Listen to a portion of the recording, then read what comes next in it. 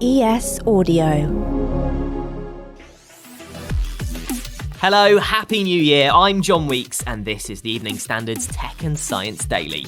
Coming up, Piers Morgan's Twitter hack linked to Major League. But first, ahead of CES 2023, the first major tech event of the year, a preview event takes place later on to give an early sneak peek of some of the cool technology on show. It's called CES Unveiled, and among the tech being shown off is the world's smallest sensor designed to sniff out chemicals in the air.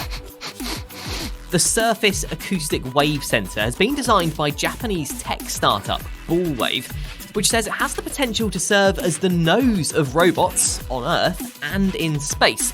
The firm said it has the ability to sniff out anything from environmental hazards to disease-signalling chemicals in our bodies. Former Top Gear presenter James May is among those who've paid tribute to YouTube star and professional rally driver Ken Block, who's died in a snowmobile accident aged 55. He won several X Games Rallycross medals and competed in the World Rally Championship and founded firm DC Shoes, but is best known for his YouTube videos taking on high-speed tracks and dangerous obstacle courses. In an Instagram post, his team Hoonigan Racing said he was a visionary, a pioneer and an icon.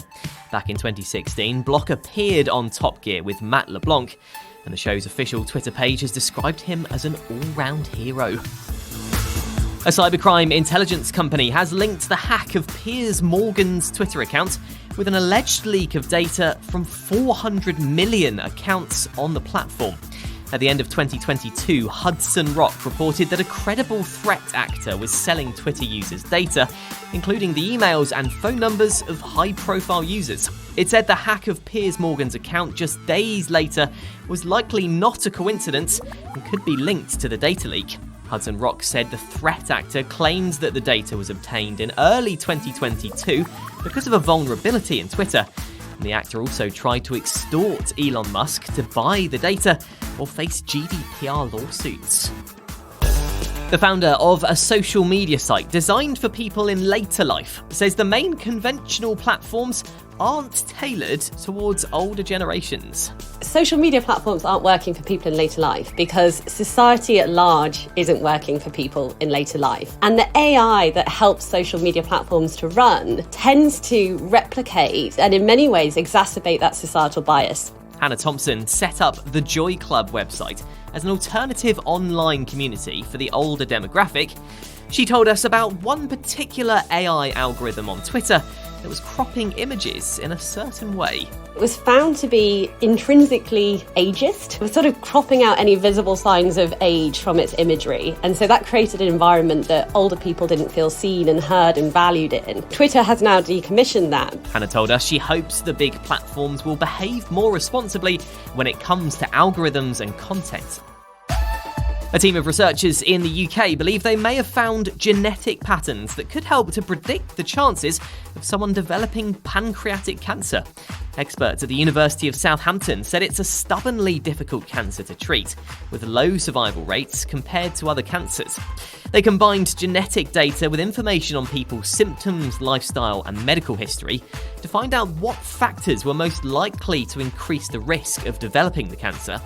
The team now hope to develop a screening program so they can identify cases early. Coming up, why the French are considering bringing back the fax.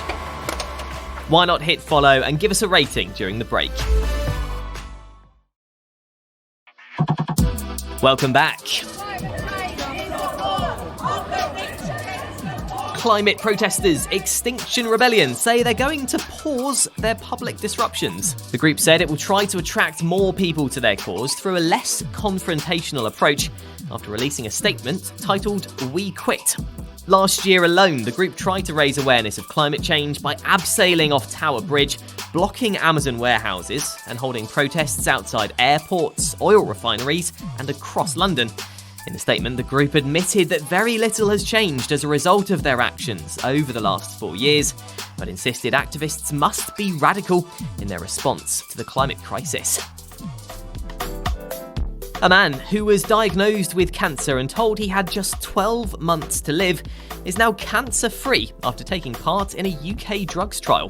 51-year-old Robert Glynn took part in a clinical trial of immunotherapy after being diagnosed with advanced stage bile duct cancer in 2020.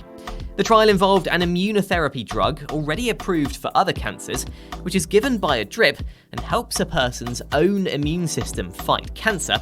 That was combined with standard chemotherapy. The treatment led to his tumours shrinking dramatically, meaning he could undergo surgery to remove them in April last year.